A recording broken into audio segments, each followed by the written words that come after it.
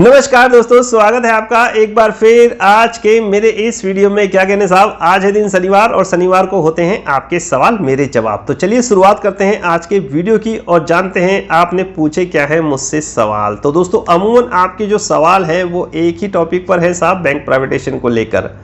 ज़्यादातर जो क्वेश्चंस आपने मुझसे पूछे हैं वो बैंक प्राइवेटेशन को लेकर ही पूछे हैं, तो उनके आंसर्स देने की मैं कोशिश करता हूँ और वीडियो के माध्यम से। दोस्तों आज भी आपने जो क्वेश्चंस इस हफ्ते मुझसे जो क्वेश्चंस पूछे थे कि सर आप मर्जर पे इतना बुलिश क्यों हो, प्राइवेटेशन आप क्यों कह रहे हो कि ये टल भी सकता है। जैसा आज आपने मेरा टाइटल देखा होगा थंबनेल का, मैंने लगा रखा है कि मर्जर में है दम, मुश्किल में है बैंक प्राइवेटाइजेशन। क्यों? ये दोस्तों मैंने एक चार्ट आज देख रहा था, उसी चार्ट को देखते हुए मैंने ये सुटेबल टाइटल आप लोगों के लिए चुना। देखिए चार्ट जो बगल में मैं आपके लिए लगा रहा हूँ, ये पॉसिबल कैसे हो पाया।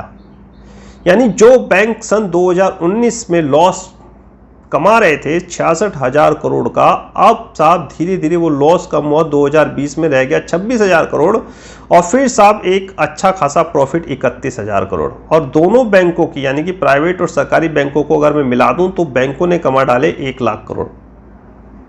ये कैसे संभव हो पाया? ये संभव हो पाया दोस्तों मर्जर के कारण, और किसी चीज के कारण संभव नहीं हो पाया। ये मर्जर की आपको रिजल्ट आपके सामने दिख रहे हैं। आप मुझसे ये क्वेश्चंस कब से कर रहे हो?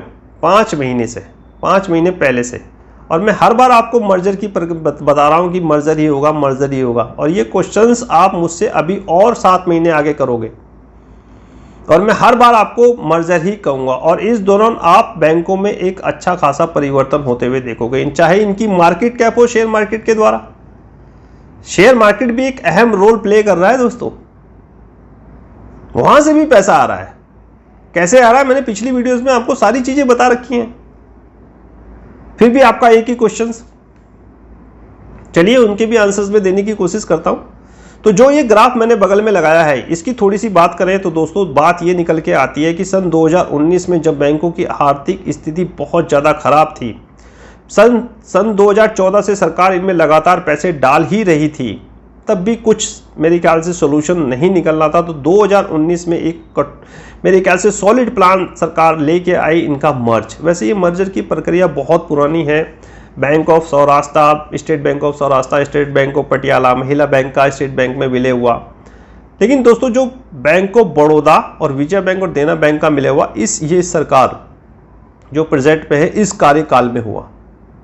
जब सरकार ने देखा कि भाई अब पानी सर से ऊपर गुजर चुका है, अब कुछ ना कुछ करना पड़ेगा, ठोस नियम ठोस कानून लेके आने पड़ेंगे, सॉलिड प्लान बैंकों के लिए लेके आना पड़ेगा, तब जाके इन बैंकों की जान बचेगी। और वो था मर्जर करना शुरू करा। 27 से बैंकों की संख्या करती 12, 27 बैंकों से इस गवर्नमेंट ने दोस्तों बैंकों की संख्या कर दी 12।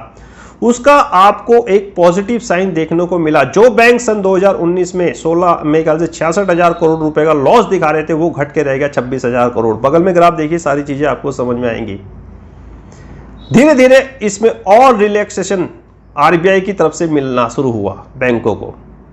बहुत सारे रिलैक्सेशन होते हैं, अगर मैं सबके बारे में आपको बताने लग जाऊं तो बहुत, जब मेरे ख्याल से अच्छा खासा लंबा चौड़ा वीडियो बन जाएगा। मान के चलिए कि repo rate reverse repo rate क्या होता है वो मैंने आपको वीडियो के माध्यम से बता रखा है। आरबीआई ने भी साहब रिलैक्सेशन बैंकों को देना शुरू करा रेपो रेट के द्वारा। मोरेटोरियम आ गया उस दौरान। मोरेटोरियम से भी साहब बैंक आरबीआई नहीं घबराया, इसको भी एक मेरे ख्याल से सिस्टमैटिक तरीके से झेला बैंकों ने।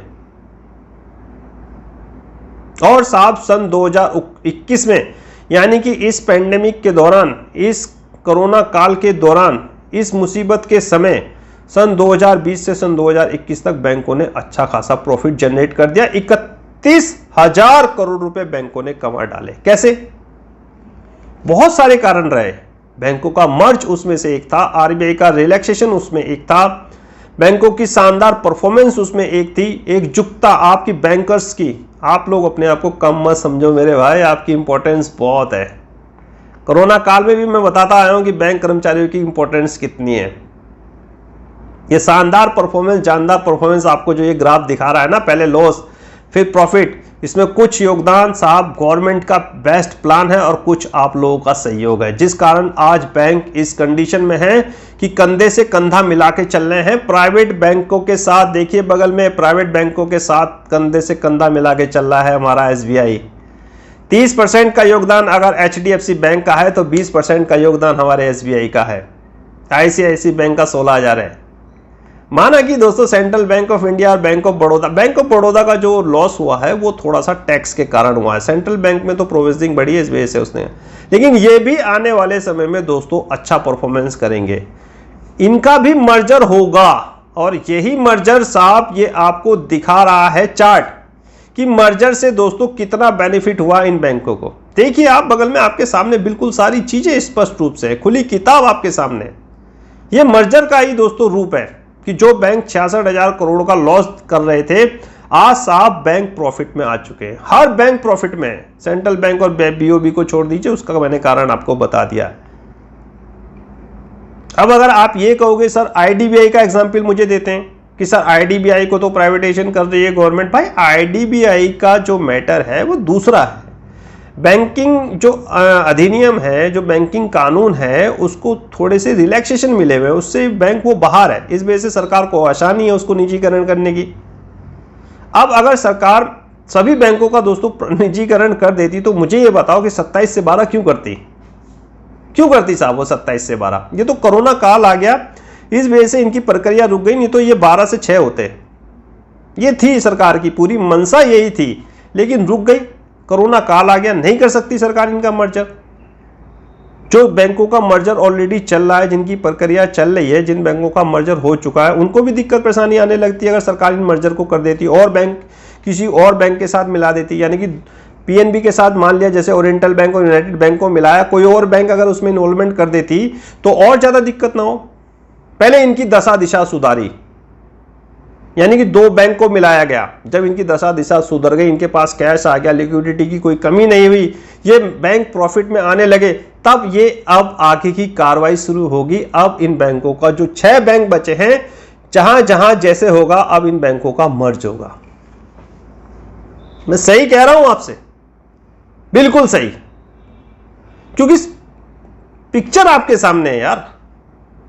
क्या प्राइवेटाइजेशन, जो प्राइवेट बैंक है वो दिक्कत में नहीं है? Yes bank, Lakshmi Vilas bank, सरकार को ये भी चीज तो दिख रही होगी यार।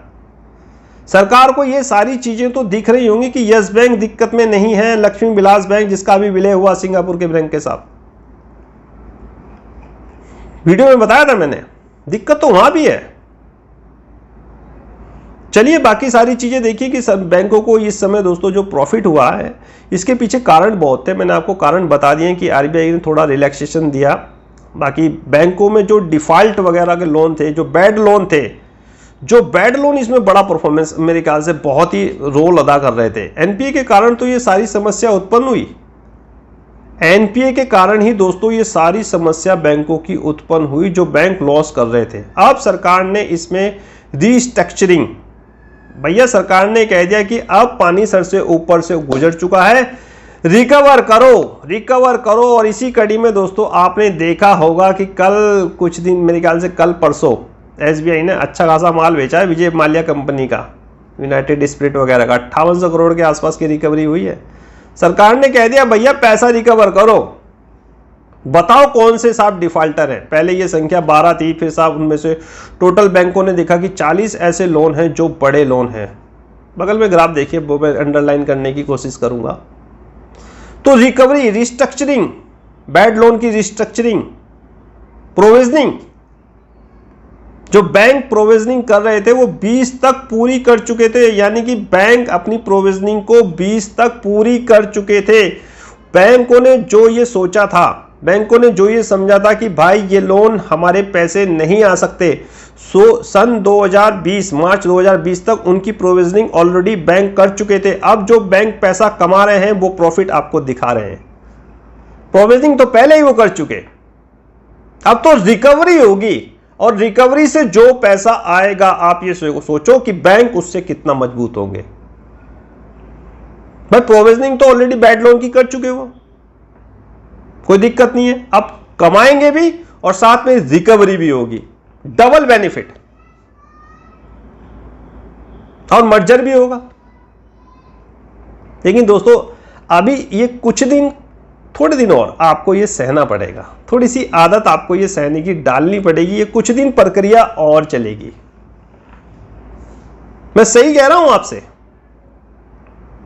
5 महीने से जो आप मेरे ये लेक्चर देख रहे हो या जो मैं बोल रहा हूं, ये कुछ दिन अभी और चलेंगे। आपके क्वेश्चंस मेरे पे अभी कुछ दिन और आएंगे। मैं आंसर्स आपको यही दूंगा और बाद में आपके सामने जो रिजल्ट होगा ना, वो आश्चर्यजनक होगा कि अरे ऐसा हो गया, हमें तो उम्मीद ही नहीं थी। भाई क्यों नहीं उम्मीद है आपको? बगल में ग्राफ आपके सामने है, मर्जर की सारी पिक्चर आपके सामने है। गवर्नमेंट को दिख तो रहा है कि मर्जर से देखिए कितना बेनिफिट हो रहा है, बैंक प्रॉफिट में आ रहे हैं। क्यों करेगी गवर्नमेंट मर्जर, वो प्राइवेट? आप बताइए मुझे, क्यों करेगी बैंक प्राइवेट, गवर्नमेंट बैंकों को प्राइवेट? आप मुझे ये बात बताइए। भाई सरकार को दिख रहा है कि ज्यादा से ज्यादा संख्या में अगर हमारे बैंक प्राइवेट होंगे, सरकारी बैंक अगर कम रह गए तो फिर दिक्कत परेशानी, प्राइवेट बैंकों की संख्या ज्यादा ही हो जाएगी। देख लीजिए आप, भाई सरकारी बैंक कितने, 6 और प्राइवेट बैंक हो जाएंगे ज्यादा। इसका एक बेनिफिट भी हो जाएगा दोस्तों। इसका एक बेनिफिट भी मैं देख रहा हूं। बेनिफिट ये होगा कि अगर सरकारी बैंक हमारे कम रहते हैं तो जनता का जो रुझान है वो सरकारी बैंकों की तरफ बढ़ सकता है। तो बहुत सारी चीजें होती हैं दोस्तों, वीडियो के माध्यम से नहीं बताई जाती हैं। कुछ चीज क्लास में होती हैं, कुछ चीज व्हाट्सएप कन्वर्सेशन में होती हैं, कुछ चीज वीडियो के माध्यम से आपको समझाई जाती है। कुल मिला के ये समझ लीजिए कि प्राइवेटेशन से ज्यादा मर्जर, जो मर्जर की प्रक्रिया पहले चल रही थी, अब वो पॉसिबल होती हुई दिखाई दे रही है। चार्ट इसका एक जीता जागता उदाहरण है जो बगल में मैंने लगा रखा है। तो कुछ सोचने समझने की कोशिश करिए, जानने की चेष्टा करिए। टेंशन लेने से क्या फायदा? आप टेंशन लेते हो कि सर मेरी जॉब चली जाएगी। क्यों चली जाएगी भाई जॉब आपकी? बैंक इतनी वैकेंसी निकाल रहे हैं। आप देखिए ना, अभी रिसेंटली बैंक ऑफ बड़ौदा ने वैकेंसी निकाली। बैंकों को ये लगता कि उनको प्राइवेट होना है तो क्यों वैकेंसियां निकलती? वैकेंसी निकल नहीं है साहब बैंकों में। बच्चे खामखा टेंशन कर रहे हैं कि सर हमने तैयारी करी है, पता नहीं बैंक रहेंगे भी सरकारी जॉब निकले। क्यों नहीं निकलेगी भाई? ये तो बैंकों का और स्कोप बढ़ जाएगा। थोड़ा कोरोना तो खत्म होने दो मेरे भाई, थोड़ा कोरोना खत्म होने दो, फिर देखना आप, एक के बाद एक वेरिएंट आ रहे हैं निकल के। हालात समझ नहीं रहे कि दूसरा वेरिएंट तैयार है। कोरोना की मैं बात कर रहा हूं, थोड़ा सुधरने तो दो। वैक्सीनेशन का काम पूरा तो होने दो, पटरी पे तो व्यवस्था आने दो, क्या पता प्राइवेटेशन ना हो। तो इन्हीं शब्दों के साथ दोस्तों आज का वीडियो मैं यही करता हूं समाप्त। आशा है मुझे आपको कि आज का वीडियो आपको पसंद आया होगा। इजाजत दीजिए मुझे आज का वीडियो समाप्त करने की। मुलाकात होगी कल फिर किसी नेक्स्ट टॉपिक में आपके साथ। तब तक कीजिए इंतजार। फाइनली आपसे नमस्कार।